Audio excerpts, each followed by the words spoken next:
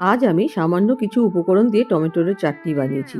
প্রথমে তেলে একটুখানি শুকনো লঙ্কা, আদা কুচি আর একটুখানি পাঁচফোড়ন দিয়ে কেটে রাখা টমেটোটা দিয়েছি।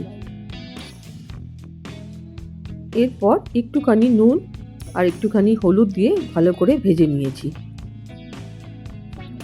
একটু ভাজা ভাজা হলে একটুখানি আমচুর পাউডার দিয়েছি যাতে টমেটোর টকটা ভালো থাকে। এরপর কিছু মগজদানা আর কিশমিশ দিয়ে দিয়েছি। ভালো করে ভেজে জল দিয়ে কষিয়ে নিয়েছি।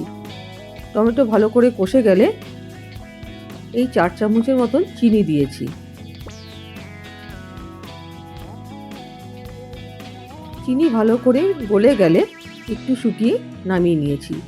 সত্যি বন্ধুরা, পাতের শেষে যদি এরকম একটু চাটনি থাকে খাওয়াটা তাহলে সত্যি সম্পূর্ণ হয়। খেতে অসাধারণ হয়েছিল।